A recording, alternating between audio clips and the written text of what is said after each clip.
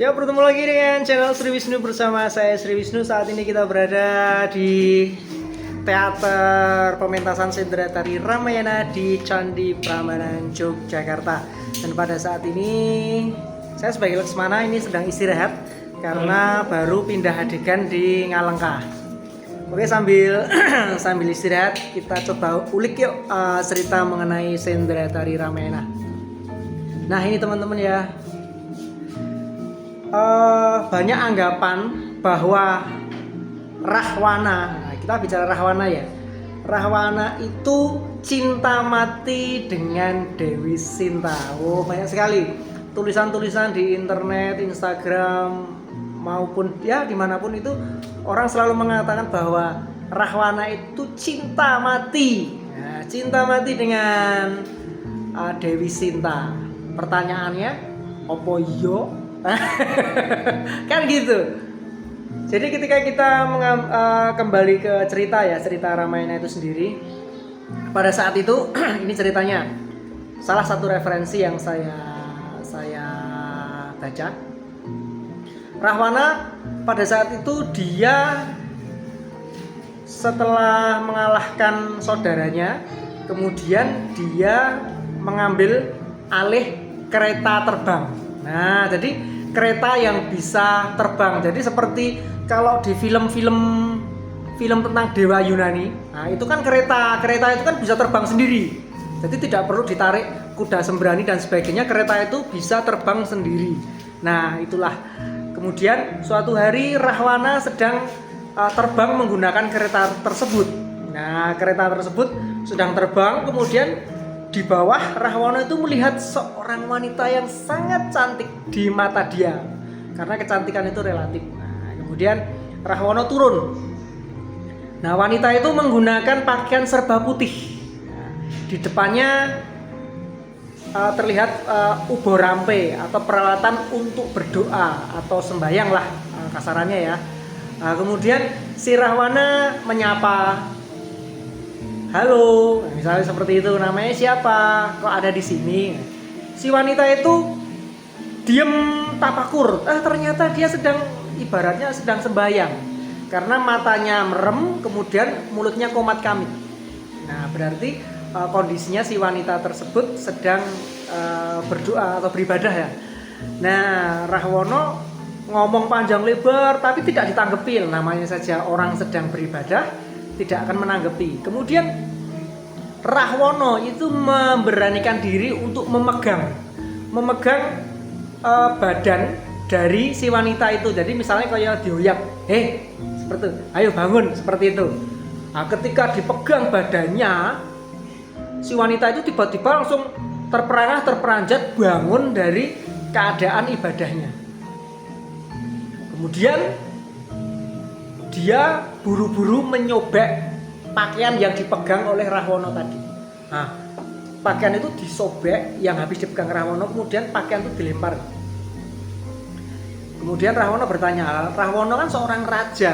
Seorang raja itu biasanya arogan, biasanya memerintah.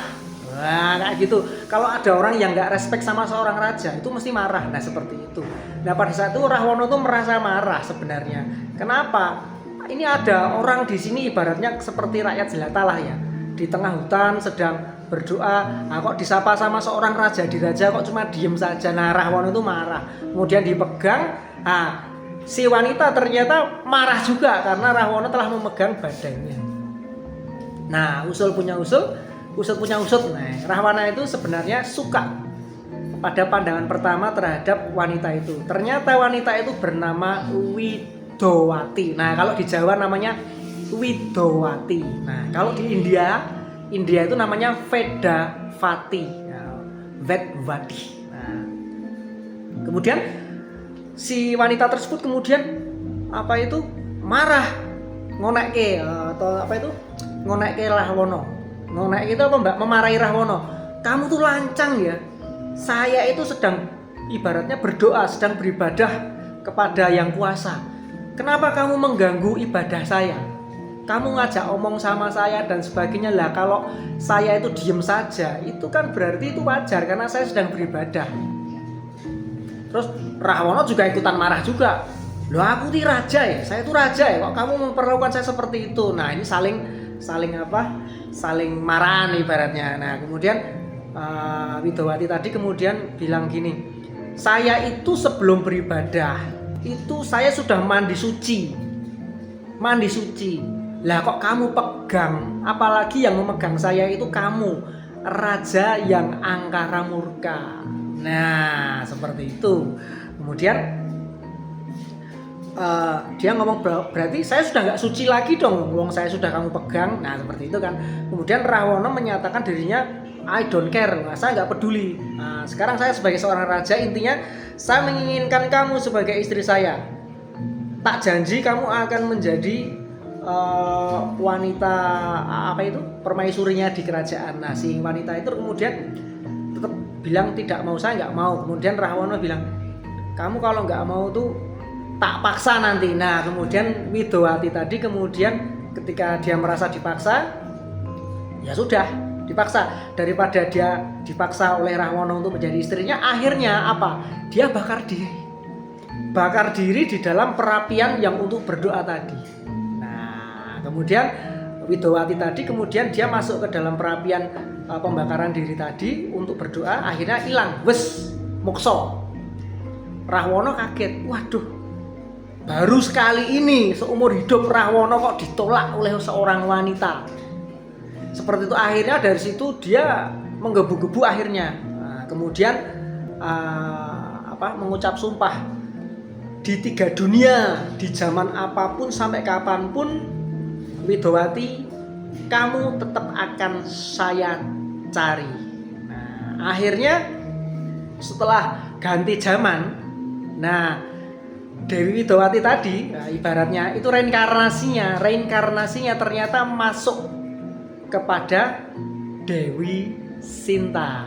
Nah, jadi ketika Rahwana itu ketika melihat wujud Dewi Sinta, itu yang ada di kepalanya itu bukan Sinta sebenarnya.